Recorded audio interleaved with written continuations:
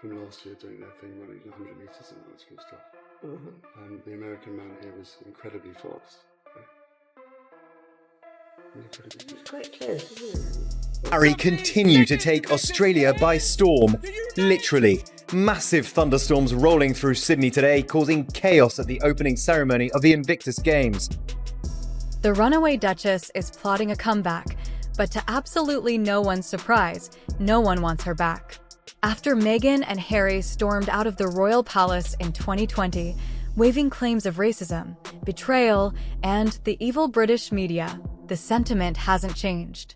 The UK didn't want her then, and they certainly don't want her now. Unafraid to show emotion and to talk about it. Day 4 of their Aussie tour, and Meghan and Harry hitting some of the country's most famous landmarks. First up, Surf's Up, a royal wave for Bondi. In just a few short years, she and her husband have managed to turn the monarchy, an institution older than most nations, one that has stood strong for centuries, into a global punchline. What should have been a simple, elegant wedding symbolizing a fresh chapter for the royals has instead spiraled into years of scandals, feuds, PR stunts, and one disaster after another. Harry and Meghan Markle racking up loads of fans at every stop on their tour of Australia. And now they're coming full circle as they open the Invictus Games. 1 year ago, they made their debut, remember, as a couple? Was it just that short? At the Games in Toronto. The Duke and Duchess of Sussex took to social media to announce they were stepping back from royal duties, making accusations the royal family said were baseless. From that moment on, they were no longer working royals, yet the palace still allowed them to keep their titles.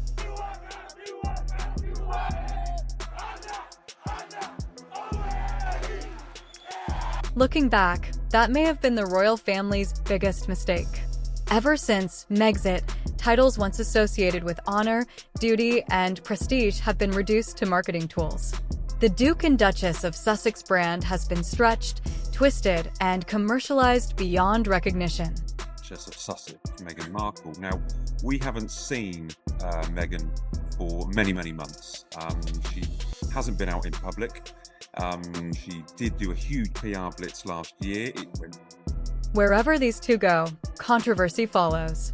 Every move becomes a headline, every silence becomes speculation, and their drama constantly overshadows the monarchy's actual work. Despite claiming they wanted distance from royal life, they've dragged the royal name into chaos time and time again. But it's also moving on from the negativity that has really blighted the last 3.5 years of their life ever since they left the royal family. And also it's to move on from the negativity that they have produced themselves over the last year. So this is a change in policy. They refuse the responsibilities, but cling tightly to the privileges and influence that come with their titles. And according to insiders, Prince William is done with it. Meanwhile, Meghan is allegedly gearing up for yet another royal-adjacent spotlight moment, trying to secure a place at the upcoming Invictus Games, the very event Harry founded in honor of servicemen, servicewomen, and veterans. Now seeing this new brand, this fun, this light, this happy Meghan, hand in hand with her loving husband, at a cause that everybody, obviously, particularly the Invictus Games with all the wounded soldiers, this is the cause that many people will have sympathy for. So putting her here front and centre. Meghan has attended the Games before, supposedly to support veterans and her husband. But despite distancing herself from the royal family, insiders claim she's been working non-stop behind the scenes, media prep, high-profile scheduling, emotional speeches, all to position herself front and center. This from the same woman who reportedly couldn't spare a poppy for Remembrance Day while she partied on one of Britain's most solemn occasions. Looking fun, no negativity, then it really does help her brand as they move her forwards to relaunch her at the end of the year. This is the most engaged that I've seen Prince Harry for many years. So it's no shock that when an event promises big headlines and maximum visibility, Meghan goes into hunting mode. The Invictus Games are perfect for that. But palace insiders say the king himself is shutting the door on any such plans. Maybe because Meghan's with him, but it also may be because he enjoys these kind of events. We've had grumpy Harry for so many years, okay? We've had grumpy, whingy, moany Harry. Now we have... Allegedly, word has spread within the palace and across the veteran community. Meghan is not wanted at this event, not even as a spectator. Why? Because when she shows up, the focus shifts instantly from honoring veterans to analyzing Meghan Markle. The fact that the crowds are there and that the cameras are on them. This is a new version of Harry and Meghan, definitely a new version of Meghan, far more relaxed. One of the interesting elements out here is the information that's provided about the Duchess. Now, the non-stop media frenzy around the Sussex brand always hijacks the narrative. Last time she attended, the headlines weren't about the athletes or the games. They were about why she left early, what outfits she chose, and her PDA moments with Harry. The meaning behind the event got lost in the noise. William and Kate out there yomping through the woods in their tweeds, sort of rubbing sticks to make fire and everything. So a really acute difference. We've all seen it before though, so it's not a new point. And as if Meghan's latest attempt to claw back attention wasn't enough, Harry has poured even more fuel on the fire.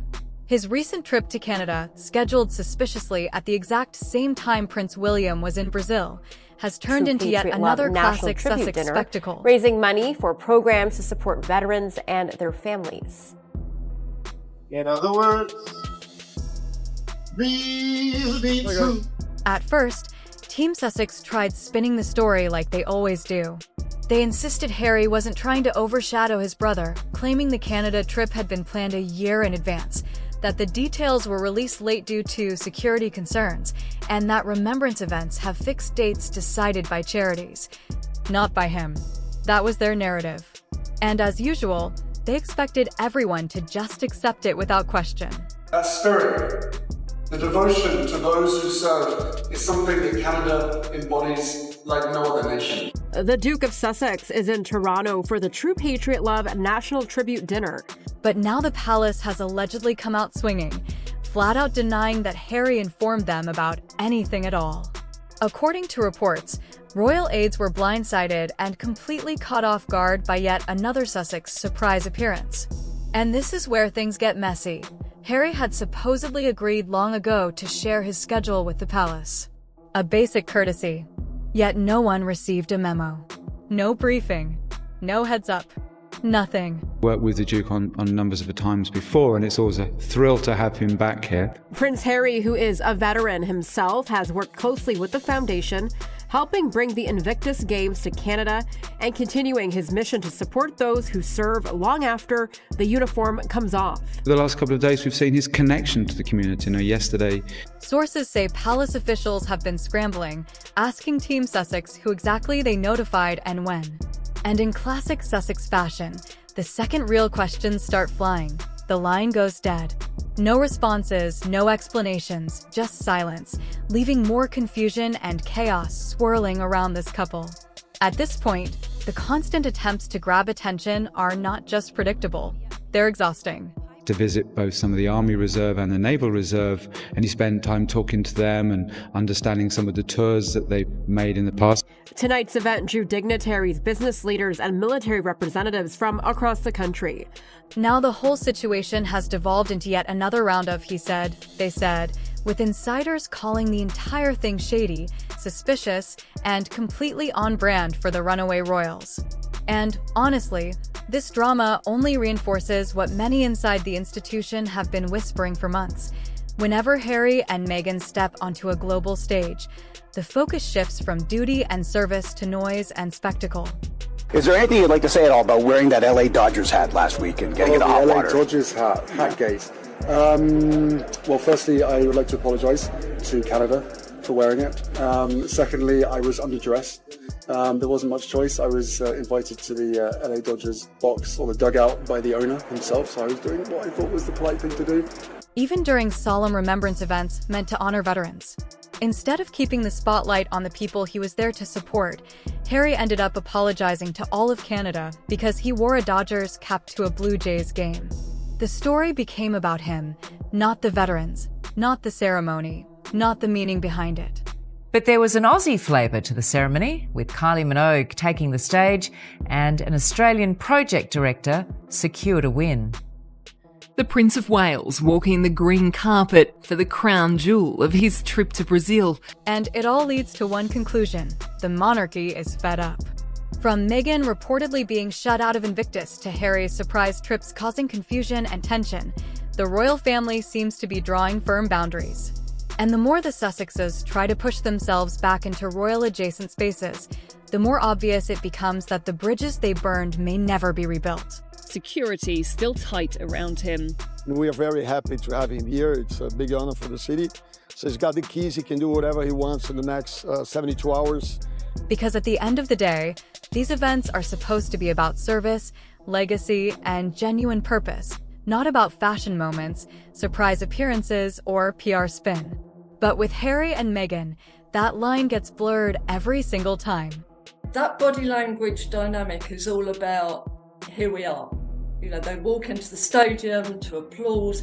Sources from inside what people jokingly call the Montecito Castle say the golden couple has been at each other's throats over Meghan being blacklisted from the games. Allegedly, senior members of the royal family, including King Charles and Prince William, strongly oppose the idea of Meghan attending. I don't know if it's something new. I think it's for me, it's an added member of the family. It's another team player as part of the bigger team. And for all of us, what we want to do is be able to. This has reportedly caused tension between the couple. Insiders claim that ever since the news broke, Meghan has been scrambling, reaching out to high-profile friends, royal contacts, veterans, servicemen, anyone who might help reverse the decision. But it hasn't worked. Not only is the royal family against her attending, but several veteran advocacy groups are also pushing back. And a hug. The crowd loved every second. People are also loving her $200 blue and white J. Crew coat. Meanwhile, the longtime women's advocate is reportedly getting support from a very important woman in her life, her future sister-in-law, Princess Kate. When it comes to getting ready to be married to a prince, with her never-ending thirst for the spotlight, the headlines, the cameras, and, of course, the Netflix angle, everything she touches becomes wrapped in PR ambition. The former Hollywood actress has been accused of having two faces: the radiant smile she flashes for the cameras and the person she is behind closed doors. By focusing on transition, guiding them through the whole system, helping them grow along the way, we will see more consistent care for the individual and more improved outcomes, probably for less money. Insiders say she doesn't truly care about the veterans, she cares about looking like she does. And the media plays right into it. Rumor has it Meghan has a Netflix documentary in the works, styled as a typical tell-all, show-all saga where she once again positions herself as both the victim and the hero, the woman who fights for the overlooked, the misunderstood, the silenced. No. I threatened to resign over it, but here I am. So we've watched the first 3 episodes and Gogglebox style made some comments about it, and you can find those on YouTube shortly. So that way you can get a flavour of what was there. With industry sources claim she even planned to extend this documentary into the Invictus Games, using the event as a backdrop to portray herself as a champion of resilience and strength. But neither the royals nor the veterans were buying into it. No one wants Meghan or her camera crews to overshadow what the games truly represent: healing, unity, and purpose. It's about the athletes, not another content opportunity. Deal? I mean, Americans will understand this. We have medieval times, dinner and tournament. It was like that. Like, I curtsied as though I was like...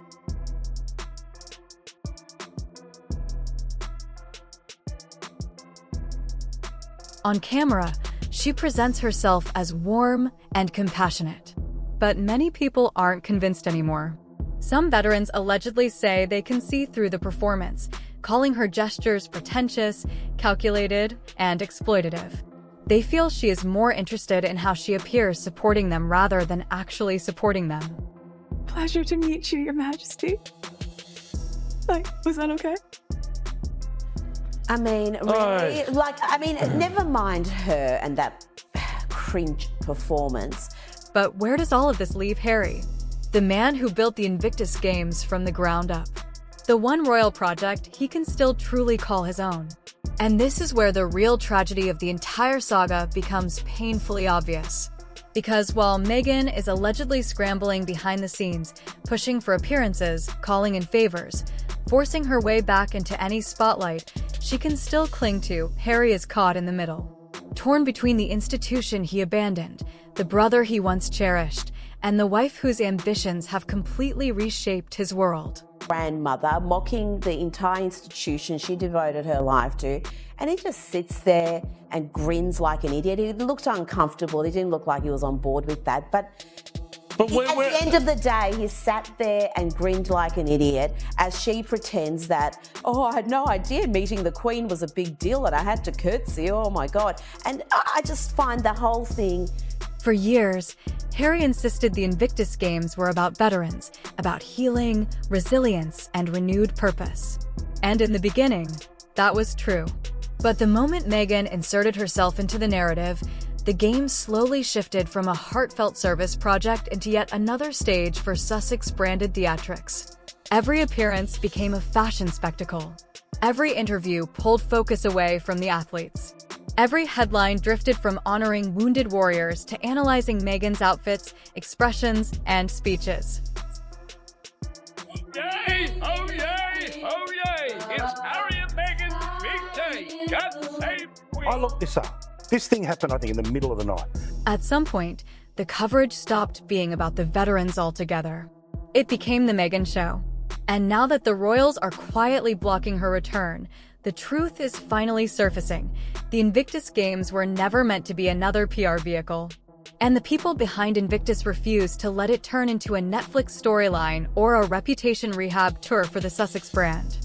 Standing on those same steps, perhaps her son had a thought or two about that time more than 34 years ago. There is a lot to take in from up here. When you're this close and with so few people, it's easy to see why this is one of the great wonders of the world, and the outstretched arms of the statue represent hope. But as William moves on from here in Rio to the UN Climate Change Summit tomorrow... Meanwhile, behind palace walls, William and Charles are reportedly committing to a silent, calculated strategy. No public statements. No dramatic confrontations. Just quiet, deliberate distance. Month by month, the monarchy grows increasingly comfortable functioning without Harry and Meghan in the picture. They aren't fighting the Sussexes because they don't have to. They're simply allowing the Sussex brand to run itself dry. Just hope. For my children particularly, knowing that the planet's going to be in a healthier, better state because of the brilliant people in this room is something that I love to tell them, when they go to bed. One of those brilliant people, the Earthshot finalist, spoke to us a couple of days ago. Harry's recent Canada trip, conveniently scheduled at the exact same time William was in Brazil, only deepened the widening canyon between the brothers. What used to be an unbreakable bond is now reduced to cold coordination, miscommunication, and mistrust. William now represents the future, stability, duty, and continuity. Harry represents unpredictability, spectacle, and public drama.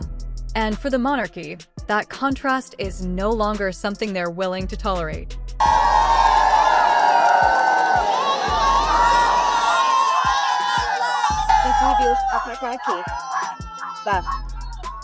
Sources say William has reached his limit.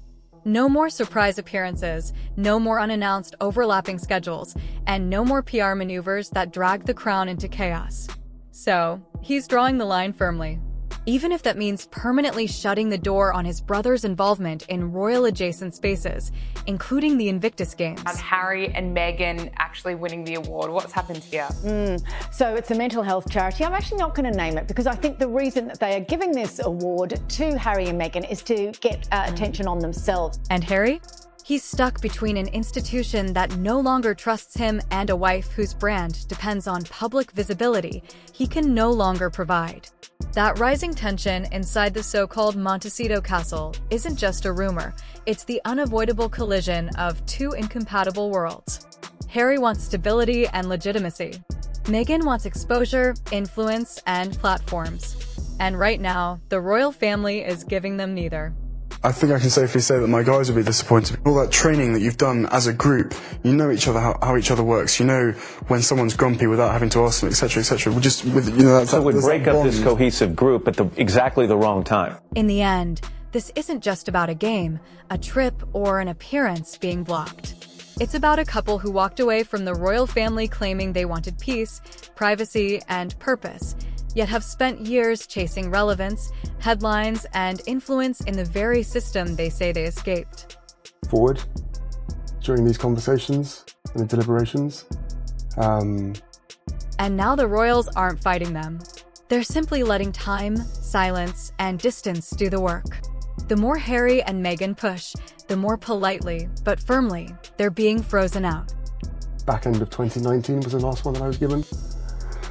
The whole point of that is to have a board and a risk assessment, a separate board from RABEC, that considers all of the facts and all the circumstances. As the palace closes ranks, as William's authority rises, and as Harry's orbit continues to shrink, one thing becomes painfully clear. The Sussexes may try to reinsert themselves into royal spaces, but the monarchy has already made its decision. Their era of influence is fading.